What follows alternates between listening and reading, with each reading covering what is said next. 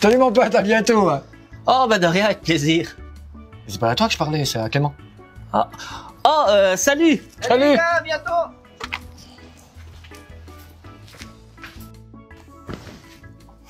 Alors, dis-moi. Moi? Non, je déconne. Tu déconnes une fois, j'espère. Pas parce que t'es belle. Bref, j'ai une idée de top oubliable. De quoi? Top oubliable. Non, mais j'avais bien compris, mais je croyais qu'on devait parler de bons films. Bah oui, justement. On s'était mis d'accord sur le fait d'arrêter de parler de mauvais films, hein. Certes, mais ce ne sont pas des mauvais films.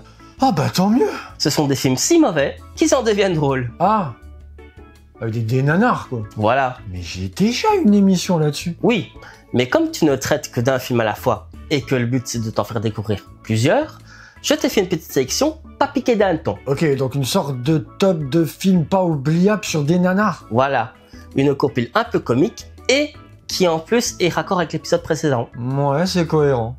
Polar. Bis. Français.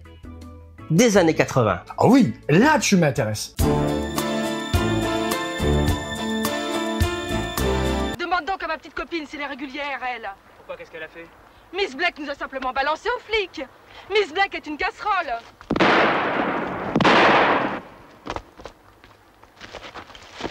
Martine, une femme flic, devient une adepte de la justice expéditive lorsqu'il s'agit de venger la mort de sa jeune sœur. C'est bien légitime. L'exécutrice est un film français sorti en 1986 et réalisé par Michel Caputo. Un réalisateur de films porno en plus. Ah ok, ouais, d'où le fait que t'aies évoqué Brigitte Lahaie juste avant, quoi. Voilà. Attends, mais ça passera jamais sur YouTube. Oh, c'est pas grave, hein. Ça va pas te faire exploser les serveurs, tu sais, hein. Ah, c'est pas faux. Il fera aussi des films traditionnels qui seront des comédies comme Arrête de ramer, tu attaques la falaise en 1979, Si ma gueule vous plaît en 1981 et Les planqués du régiment en 1983. Ah, c'est déjà mieux. Enfin, je crois. Le film est un témoignage d'une époque révolue, à ne pas voir avec des yeux d'aujourd'hui, mais bien avec une tolérance nostalgique. Une impression de voir les acteurs en roue libre, sans direction, sans modelage et devant compter que sur eux-mêmes, des dialogues mal rédigés, ce qui n'arrange rien. Pourtant, au casting, on se retrouve avec Brigitte Lahaie, ancienne star de film X, qui aura réussi à faire une reconversion en participant à des films tels que I comme Icare, Pour la peau d'un flic, Henri et June de Kaufman, ou encore Calvaire de Fabrice Devels, et qui ici ne s'en sort pas trop mal au vu de son rôle dans le film. Et on a aussi Michel Modo, qui est connu pour son duo Grosso et Modo, qui a participé notamment à plusieurs films de Louis de Funès, notamment pour son célèbre rôle de Berlico dans la série des Gendarmes. Ah ouais, et ça fait drôle de le voir jouer le rôle du commissaire. Eh oui, je sais. Mais bon, il a aussi fait régulièrement du doublage, notamment dans Les Simpsons, Les Animaniacs. Il a doublé aussi Splinter dans les 3 films Tortue Ninja des années 90. Et il a aussi doublé le personnage de R.K. Maroon dans Qui veut la peau de Roger Rabbit. C'est Clément qui t'a demandé d'évoquer ce film ? Oui.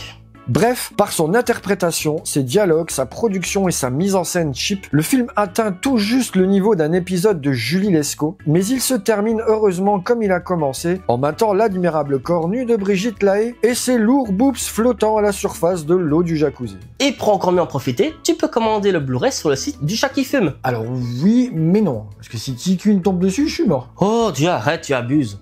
Et puis l'affiche, elle ressemble bien aux affiches qu'il y avait dans les films de Belmondo des années 80. Un Ivrac du feu. Ouais, c'est pas faux. Bon, pour le prochain film, imagine-toi Les Guerriers de la Nuit, version française. Oh, ça promet. Sans thune. Ah, bah ça promet moins.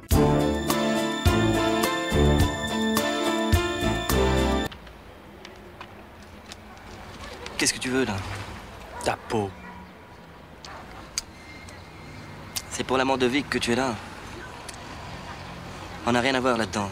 Depuis le début du mois, des pharmacies sont régulièrement attaquées par des drogués en manque. Une grosse livraison devrait avoir bientôt lieu. Le commissaire Rigaud est aux aguets. Celui-ci demande de l'aide à l'Arbalète, une jeune prostituée droguée en échange de sa liberté. L'Arbalète est un film français sorti en 1984 et réalisé par Sergio Gobbi, un réalisateur et producteur italien qui a réalisé un paquet de films dans les années 60 et 70, notamment Le Temps des loups en 1970 et Un beau monstre en 1971. 2 films qui ont comme point commun d'avoir Charles Aznavour dans son casting. Viens voir le comédien. Ta gueule. Laisse les imitations à Clément.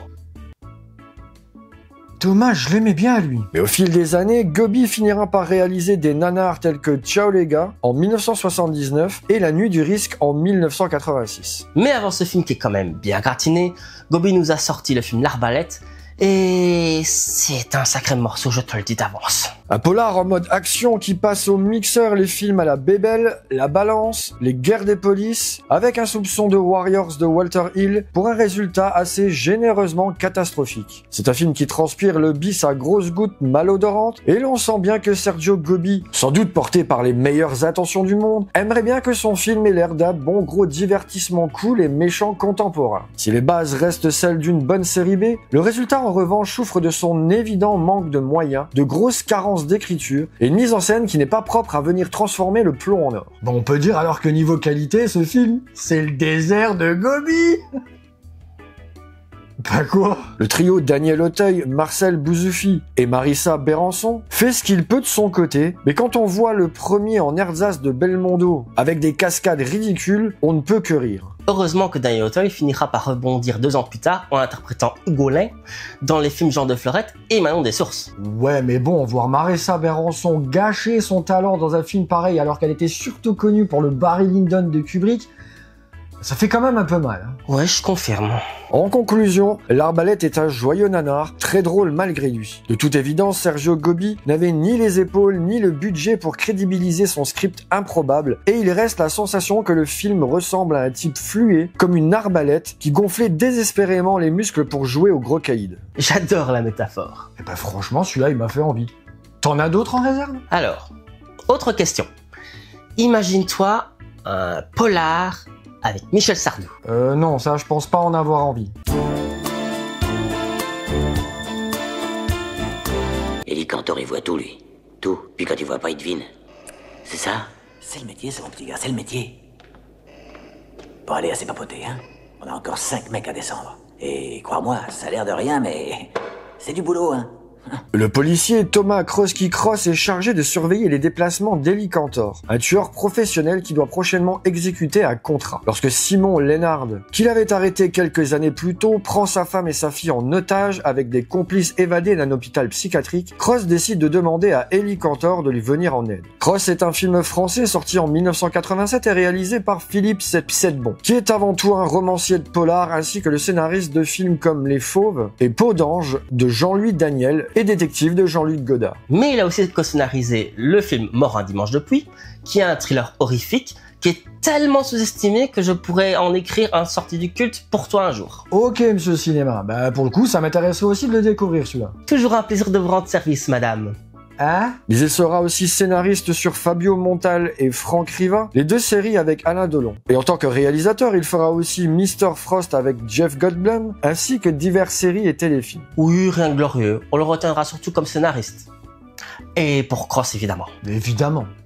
Bon bah c'est déjà ça. Déjà, première surprise de taille avec Johnny Hallyday, Eddie Mitchell ou encore Jacques Dutronc, c'est au tour de Michel Sardou de montrer tous ses talents d'acteur en tant que flic badass. Michel Sardou en Tortillari. Tu y crois, toi? Non. Eh bien, tu as bien raison de douter. Et c'est pas ce film qui te fera changer la vie. Tu sais vendre un film potable, c'est dingue. On boit tes paroles. Le comédien-chanteur a beau traverser le film cuir sur le dos, mal rasé en tirant la même tronche inexpressive pendant 90 minutes, il n'arrivera jamais à nous faire croire à son personnage de super flic tellement efficace qu'il a besoin de se coltiner un acolyte psychopathe pour s'occuper de 5 blaireaux. D'ailleurs, Roland Giraud, avec qui il partage l'affiche, décroche le pompon dans le rôle d'un tueur en gage orfèvre en la matière et internationalement reconnu, le genre de mec qui, pour se divertir, va faire un petit combat de free fight clandestin à coups de lame de rasoir. Roland Giraud qui joue Jason Statham dans un film d'action? Oui, mais non.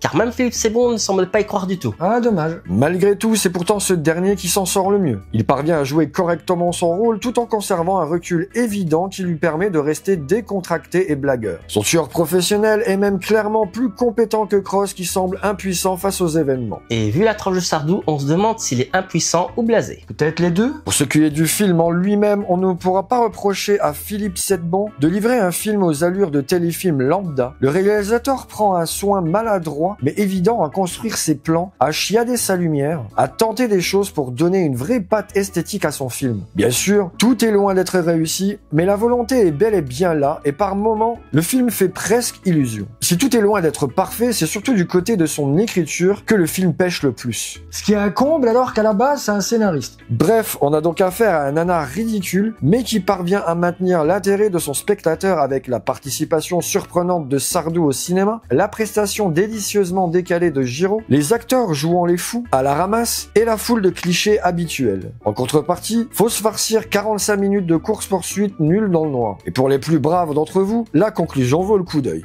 Et pour l'anecdote, le film est dédié à Roger Corman. Oh le pauvre, il a rien demandé. Eh oui. Après, si tu veux voir le film, il est dispo sur YouTube. Ah bah oui, hein, c'est sûr qu'avec tout ce que tu viens de me raconter, je vais m'empresser d'aller le voir pour mon bon plaisir. Ah ça. D'ailleurs, pour le prochain film, je te recommande un nanar avec un grand acteur trop parfait et qui nous a quittés récemment. Le mec au fusil de gonzesse. Il a cru, hein?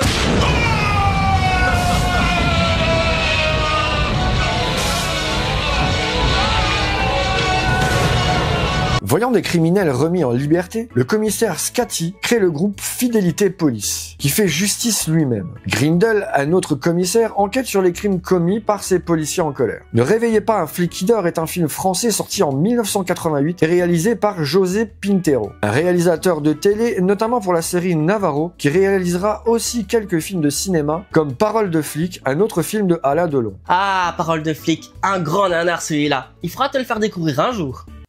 Affaire à suivre. Je me souviens qu'à l'époque, les Inconnus avaient fait une bande-annonce parodique de ce film avec Ne réveillez pas les couilles d'un flic qui dort. Ce film avec Alain Delon est presque aussi drôle que sa parodie. C'est incohérent, plus voyeur que violent, vulgaire au point que les dialogues feraient rougir une poissonnière fille de Chartier. Et puis c'est drôle quand on connaît un peu les opinions de l'acteur, de le voir camper ce commissaire qui enquête sur les agissements de flics expéditifs. Et pour l'anecdote, Delon s'est inspiré du concept de Magnum Force pour ce film. Ah ouais, il me semblait bien que le pitch me rappelait quelque chose. Et bien entendu, Alain présente, produit, scénarise et joue dans ce film. Son ego prend tellement la place à l'époque qu'il en devient marrant à la longue. D'ailleurs, ça me fait penser à Pour la peau d'un flic, où au début c'était exactement pareil, et à la fin il était marqué, réalisé, mise en scène par Alain Delon, et tourné, et shooté.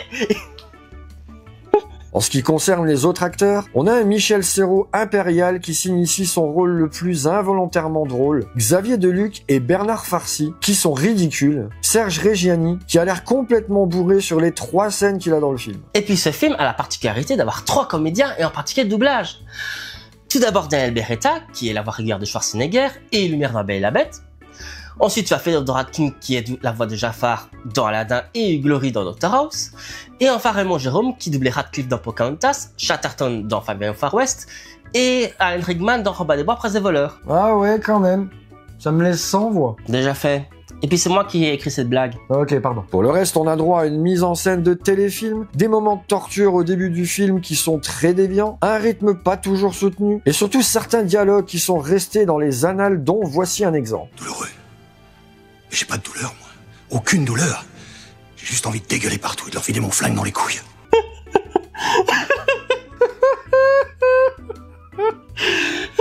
Bref, Ne réveillez pas un flic qui dort est un nanar typique de cette époque, le genre de film qu'on ne ferait plus aujourd'hui. C'est immoral, vulgaire, et surtout ça transpire l'ego de son acteur principal trop parfait, et qui, comme il l'a dit lui-même, est trop bien fait de sa personne. Et vous en prie. Pourquoi tu parles à la 3e personne? Bah pour faire comme sa marionnette des Guignols. Ah oui, d'accord. D'ailleurs, c'est les Guignols qui ont créé les Alain Delon Fax, bien avant les Sean Norris Fax. Sérieux? Un exemple.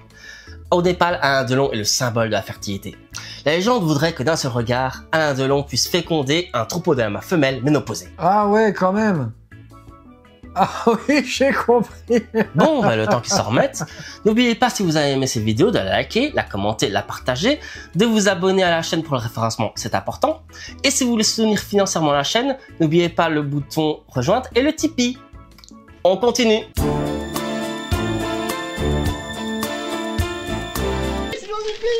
J'ai la jambe au-dessus de moi. Vous voulez savoir ce qu'il m'a demandé de faire? Je leur dis, hein, Carmen, je leur dis. Alors, vous portez plainte ou pas, monsieur Wirth? Autrefois, Frank Zodiac était un flic d'élite surnommé le Faucon. Mais depuis le jour où sa femme a péri dans un accident de voiture, il n'est plus qu'une épave. Le Faucon est un film français sorti en 1983 et réalisé par Paul Boujna, frère de Michel Boujna, qui a réalisé des comédies comme Yiddish Collection, Moitié-Moitié, Et surtout le film Fais gaffe à la gaffe, qui est une adaptation non officielle de Gaston Lagaffe. Oui, je sais, on en a parlé dans un film oubliable. Tu vas mettre le lien dans la description. Non mais t'es pas gêné, toi. Tu veux vraiment qu'on se réinflige cette compilation de mauvais films? Mais bien sûr que je vais la remettre. Ce qui est paradoxal avec ce film, c'est que sur toutes les comédies de son réalisateur, il aura réussi à faire de son seul film sérieux son film le plus drôle. Car lui, Le Faucon est un film qui inspire la déconne et la moquerie. Ce fleuron du polar d'action fiévreux français des années 80 possède le charme fou de ces nanars qui tutoient les abîmes du Z avec l'aplomb d'assumer les plus improbables errances cinématographiques. C'est un incroyable récit bourré de raccourcis, de situations grotesques et surtout de dialogues perchés absolument hilarants. Le film, qui se déroule sur 24 heures, est une sorte de longue course-poursuite durant laquelle les événements viennent s'enchaîner à la va comme je te pousse, parfois sans d'autre raison que de faire avancer le bousin. Évidemment, le film ne serait rien sans son acteur principal incarné par Francis Huster, grand acteur de théâtre. Et ça se voit pas du tout ici. Qui s'est aussi illustré au cinéma avec des films comme Edith et Marcel, J'ai épousé une ombre, L'amour braque. Il a surtout fait Dîner de con où il a incarné Juste Leblanc. Ah bon, il a pas de prénom? Je vais te le dire, Juste Leblanc. Le blanc, c'est son nom. Et juste son prénom. Ouais, bon allez, assez perdu de temps comme ça. À la télévision, elle se fera connaître grâce aux séries Le Grand Patron et Terre Indigo, et aux sagas de l'été, Zodiac et Le Maître du Zodiac. Ah, je viens de comprendre. Quoi, Juste Leblanc? Non, ça j'ai pas compris. Mais le fait que dans le Faucon, il s'appelle Zodiac. Comme la série qui va faire 20 ans plus tard. Ah ouais, maintenant que tu le dis. En ce qui concerne son rôle, il a l'air aussi déglingo et viril qu'un poulet déplumé, et son jeu d'acteur se résume à une seule expression. Et pas de bol, c'est une expression de vide sidéral. Heureusement, il prend la peine de préciser, pendant cette longue et absurde course-poursuite, qu'il n'est pas Belmondo. Encore heureux, parce que vu comment il galère à courir pendant le film, ça en est déjà drôle rien qu'à y penser. Ah oui, d'accord. Attends, je te montre.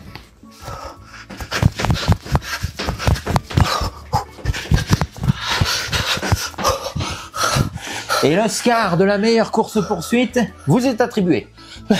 Félicitations.